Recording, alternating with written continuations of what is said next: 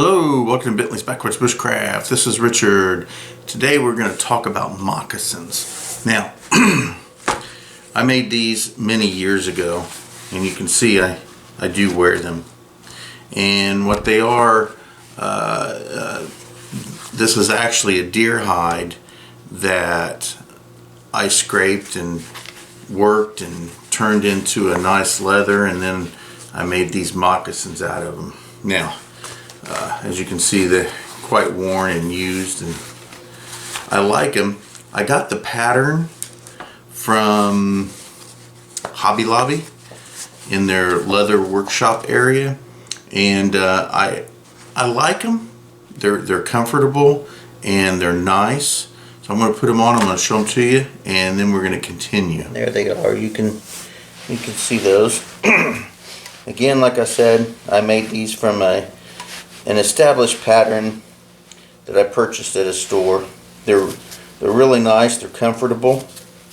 And like I said, I worked the leather. I worked the deer hide to make this, and then I used the pattern to make these moccasins. So these are nice and well worn. As a matter of fact, I wore these out in Wyoming when Michelle and I went out on our adventure and was out in Wyoming. I wore these out there. Now, I just made this pucker toe moccasin. It's going to take a little bit of time to wear in. It's a little big for me, I think. I don't want it too much smaller, but I think maybe if I'd have made the pattern just maybe an inch smaller, it would have been better. So I'm going to put this on and show it to you, and then we'll continue. And here it is. Again, it's very comfortable. It's nice. I think it would. I think it's going to work out really well. And what we're going to do today is make these. So I'll show you basically how I did it. I've already made the pattern. Let me show you that. So I started out with this pizza box, and there's the pattern. So really all I did was trace my foot, and let me show you here. Let me lay this flat and I'll show you what we're doing here. I use the pizza box simply because it's going to be sturdy, and it's going to be something that I can continue to use. Now again, I'm going to need to, I think I need to cut to this line here, and I think that will work better. So I'm going to end up doing that. But basically what you do is you take your box or whatever cardboard you're going to do, you stick your foot on there. There we go. You stick your foot on there and you trace it. Now, you take a piece of cordage and you wrap around your foot. Let me show you how you do that. You simply take a piece of cordage, wrap it around your foot at this area right here, and measure the distance. And that's what you're going to use as spacing. And that spacing goes from the center of your foot out to this point right here and this point right here. Now you go one finger down on the back. You should go, let's see, I got 3 fingers up here. You should go 2 fingers up on top, and from there you should make your circle, your half circle from the mark A and B around. And again, like I said, I made it a little bit too large. Then you go about 3 fingers out to make your flaps, which end up being these here. And that's it. Then you just square this off, and here's your pattern. So this is going to be my basic pattern for a moccasin. Once you get this, I went ahead and traced it to a very nice thin piece of paper This is actually some of the paper that they wrap up breakable items at Hobby Lobby in. Any store that, you know, like that does that. Even I think the Dollar Tree at times does that. But go ahead and make a copy of it here. Fold it in half and find the center. And you mark your center here and here, the top and the bottom. And all you're going to have to do is use your thumb.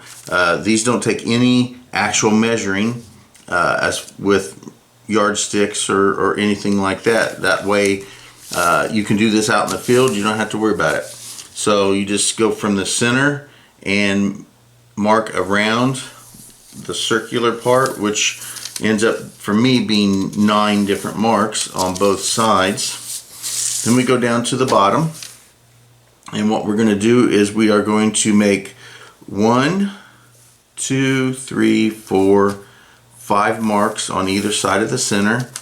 And when you hit the 3rd mark on either side, you're going to make mark out with an X, because when we sew these up, we're going to start at the 3rd one here and not the center. Now when we start using the cordage on these, we start at the center up here. But anyway, you get this here, and this will show me the marks. And then I just place it, well, I actually placed the cardboard version of it on a decent piece of leather, and I got my pattern. Now, you want to make sure that you mark on the inside so that you don't see the marks after you're done. You mark on the inside what you see here, these marks here. You find the center mark, and then thumb around, and then thumb across here. Mark a little X on the 1, center, 2, 3, 2, 3 on either side of the center. And here's your pattern. Now what we're going to do is punch holes at each one of these marks, and I am going to use my leather punch for that. And we are simply just going to do that. So I'll do a couple here so you can see it. Just go ahead and get to your mark. I like to move it around a little bit, make sure that it actually took. There we go. And then we have a nice little hole. We're going to do that on all of these marks, and I'll get right back with you.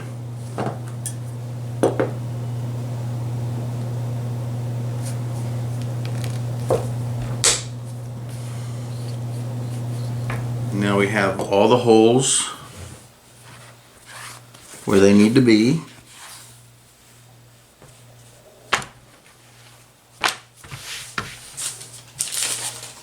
And we're just going to need 2 pieces of cordage, and these will be sufficient.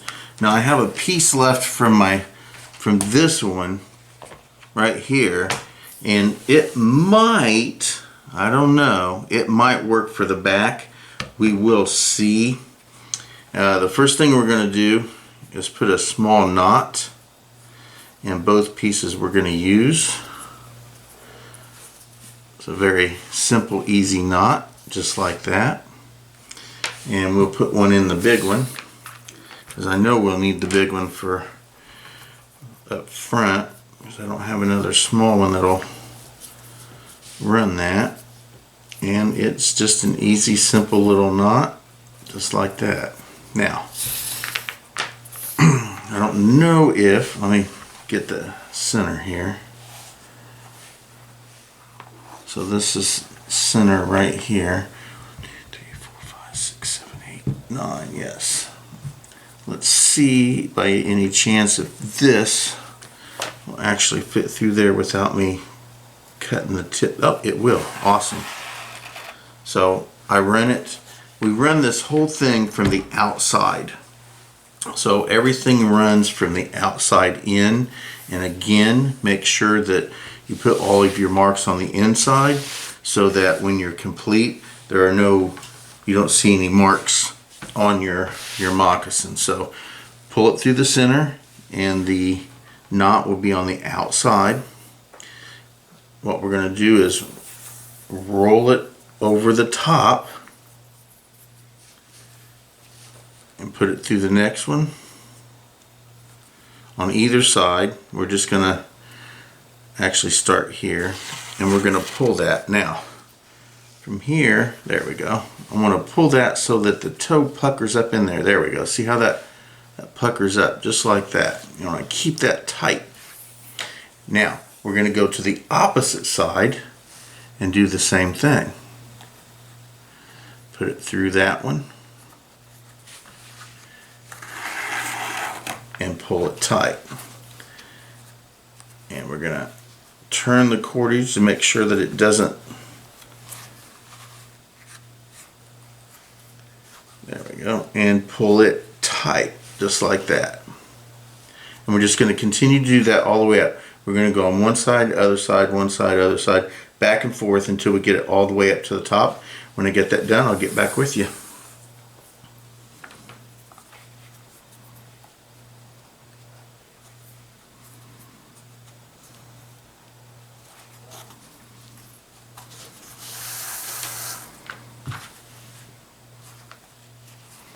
So now we have that sewn up. All I'm going to do is just make sure I keep that tight.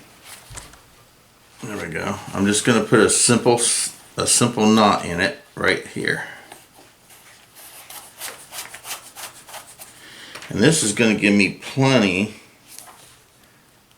There we go. Simple little knot right there. Now, eventually if it gets worn and I have to pull it tighter, I can pull it tighter and get it tighter, but we'll have plenty of cordage for that. Now, I'm going to go ahead and cut this right there, and then that part is done. Now for the back part. The back part, we're going to start, just get to the center. So the center is right here, and then there's an X, and then there's an X. So we are going to place this in one of the X's. We're going to start at one of those X's, and we're going to pull that so that the knot is on the outside. Then we're going to weave. So from here, we're going to do it a little differently than we did the front part.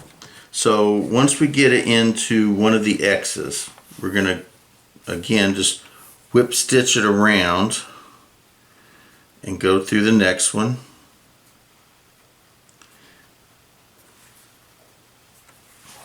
Get it in there.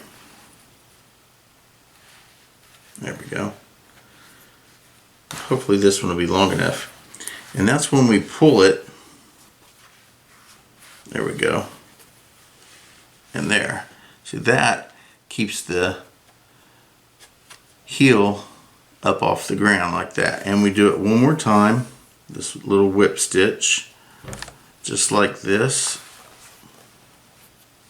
and we pull just like that. Now, two more whip stitches, one more here. Let's see here, we can get it through there. There we go.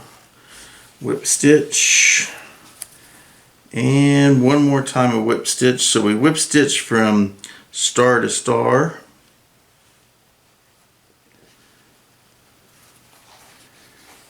There we go.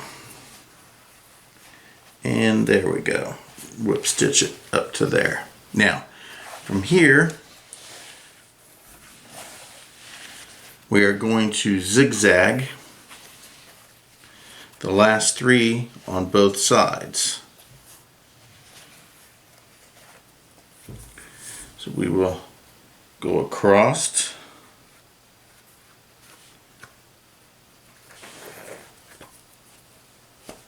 there, go across the other side,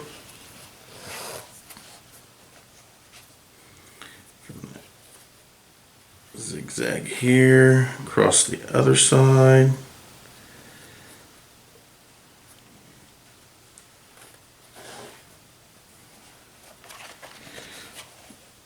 Zigzag here.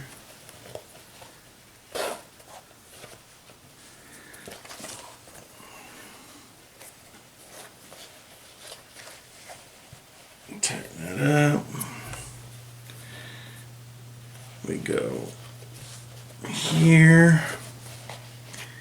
And we got one more which goes in just like this.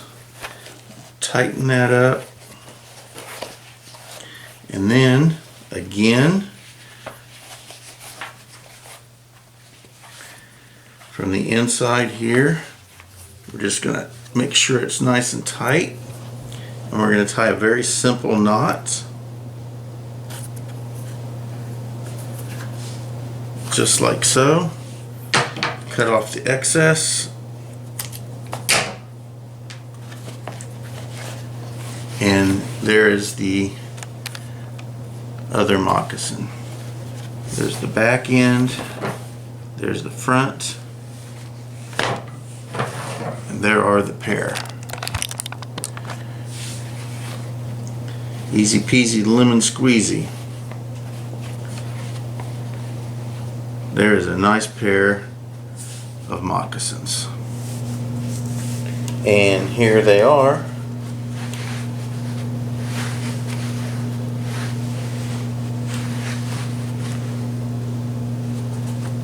Nice pair of pucker toe moccasins.